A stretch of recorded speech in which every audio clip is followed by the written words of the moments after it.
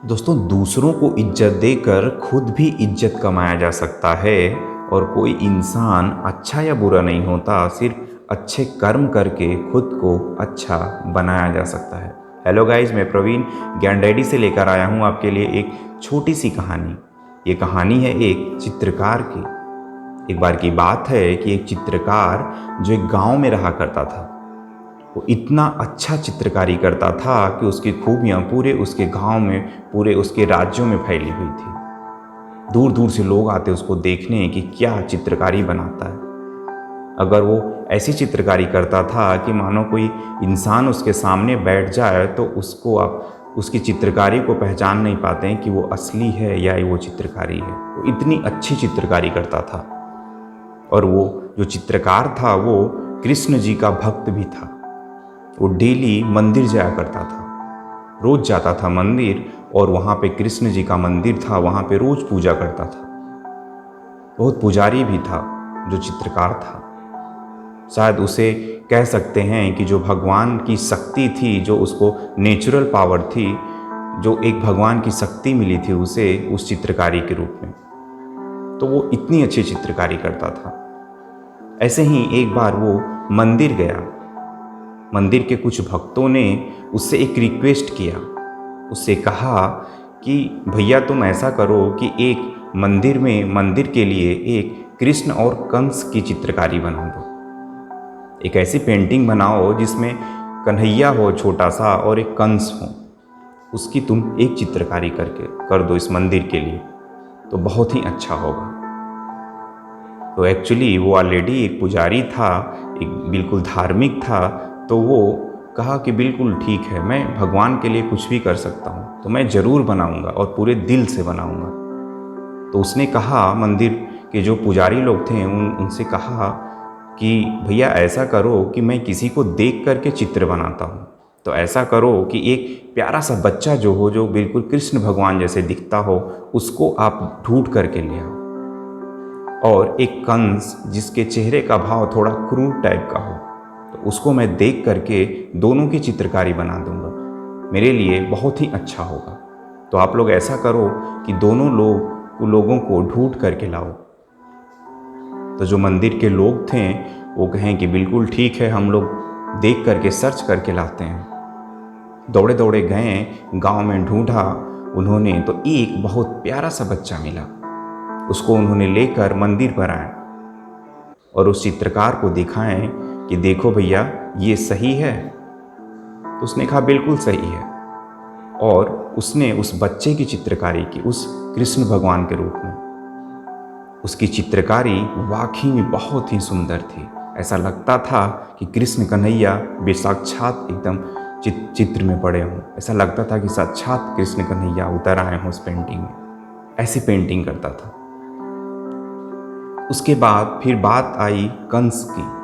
कंस के कैरेक्टर को ढूंढा जा रहा था। लोग पूरे गांव में, पूरे राज्य में देखना चाहते थे कि ऐसा कौन सा इंसान है जिसके चेहरे का भाव थोड़ा क्रूर है। एक्चुअली होता था कि मंदिर के लोग उसको ढूंढ करके लाते थे, पर उस चित्रकार को पसंद नहीं आता था। और थोड़ा बहुत जो चित्रकार को किसी इंसान में वो कैरेक्टर पता चलता था, तो उस मंदिर वालों को पसंद नहीं आता था। ऐसे ही ढूंढते ढूंढते कई साल बीत गए। एक्चुअली वो जो चित्रकार था वो परफेक्शनिस्ट था। ऐसा नहीं कि कोई भी चित्रकारी कर दे, उसके भी कुछ वसूल थे। वो भी अब जब तक उसके मन मुताबिक कैरेक्टर नहीं मिलता था तब तक वो चित्रकारी नहीं करता था। भले ही समय लग रहा था, लेकिन वो चाहता था कि जो परफेक्ट कैरेक्टर मिल जाए, जिसके चेहरे के भाव कंस के जैसे क्रूर दिखे, उसकी ही मैं चित्रकारी बनाऊंगा। तो ऐसे ही सब लोग ढूंढते रहे, कई साल बीत गए और कोई मिल नहीं रहा था। कभी मिलता था तो उस चित्रकार को पसंद नहीं आता था, और जब चित्रकार को पसंद आता था वो मंदिर के लोगों को पसंद नहीं आता था। एक बार क्या हुआ कि जिस मंदिर पे वो पूजा करने जाता था, वहाँ पे एक कैदी भी पूजा करने आता था। एक जेलर था, वो भी पूजा करने आता था। तो उसने कहा कि भैया ऐसा करो कि हमारे जेल में कुछ लोग हैं, उनमें से तुम देख लो कि जिनके भी चेहरे के भाव जो है क्रूर टाइप के हों, उनमें से तुम कंस का कैरेक्टर ले सकते हो। ये बात जो मंदिर के लोग थे और वो चित्रकार दोनों को अच्छी लगी। वो चल पड़े जेल में। जब गए जेल में तो ढूंढने लगे तो उनको एक कैरेक्टर ऐसा दिखा जिसमें लगा कि उसके चेहरे के भाव जो हैं कंस के जैसे क्रूर हैं, तो क्यों ना उसी की चित्रकारी बनाई जाए। तो दोनों सहमत हो गए और उसी को मंदिर पर ले आया गया। और जो चित्रकार था वो कंस की चित्रकारी करा उसको देख करके। और पेंटिंग मानो इतनी अच्छी बनी थी कि दुनिया में बहुत से लोग सराहना कर रहे थे उसकी कि वाह क्या पेंटिंग है, वाह क्या पेंटिंग है, साक्षात कृष्ण भगवान और कंस उतर आए हैं। ऐसा लगता था, इतनी खूबसूरत पेंटिंग बनाया था। जब सारे शहर में, सारे राज्यों में जब वाहवाह होने लगी तो जिस कैदी का उसने पेंटिंग बनाया था कंस के रूप में, उसे भी लगा कि मुझे भी एक बार चल के ज़रूर देखना है कि जो मेरी वो पेंटिंग बनाया है वो कितनी अच्छी है। उसके भी मन में भाव आते हैं कि हमें भी एक बार ज़रूर देखना है। इतने ही लोग प्रशंसा कर रहे हैं कि इतनी अच्छी पेंटिंग बनाया है तो हमें भी एक बार चल के देखना चाहिए। तो आता है मंदिर में, जब वो अपनी पेंटिंग देखता है जो कंस के रूप में बनी थी तो वो रोने लगता है, जोर जोर से फूट फूट कर रोने लगता है। काफ़ी देर पूछने के बाद मंदिर के लोग पूछते हैं कि भैया क्या हुआ, तुम क्यों रो रहे हो। तो काफ़ी पूछने के बाद बताता है कि एक्चुअली वो जो कृष्ण जी का कैरेक्टर है वो भी मैं ही हूँ। तो दोस्तों, छोटी सी कहानी हमको यही सिखाती है कि कभी भी कोई इंसान गलत या सही का टैग नहीं लगा होता। और उसने ये भी बताया कि मैं बचपन में कृष्ण की जो तस्वीरें हैं वो मैं बचपन में बनवाया था और मेरे बुरे कर्मों ने मुझे कंस बना दिया।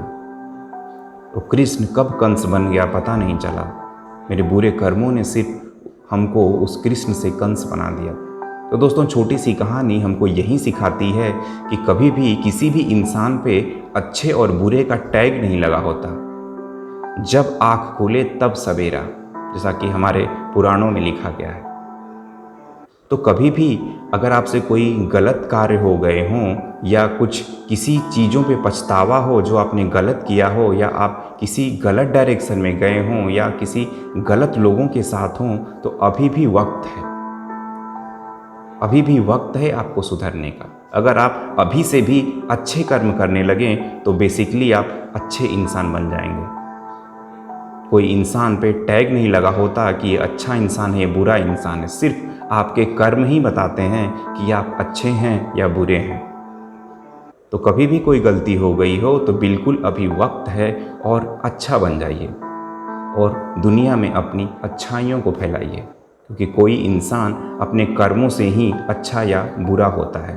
तो दोस्तों, जैसा कि आपका दोस्त कहता है कि अपनों के प्यार के साथ, उस ईश्वर पे विश्वास के साथ कि चलो ज़िंदगी में कुछ ऐसा कर लिया जाए कि जाने के बाद भी आपको हमेशा याद किया जाए। अगले हफ्ते मिलता हूँ फिर से प्यारी सी कहानी के साथ। तब तक आप सभी को कृष्ण जन्माष्टमी की हार्दिक शुभकामनाएं। बिल्कुल कन्हैया जिस कैरेक्टर में जितनी अच्छाइयों से इस पूरे संसार को अपनी छवि दे करके गए हैं, वैसे ही आप भी कोशिश करें कि हम भी अच्छे कर्म करके अपना नाम कमाएं। आज के लिए बस इतना ही। अगले हफ्ते मिलता हूँ फिर से नई कहानी के साथ। जय हिंद।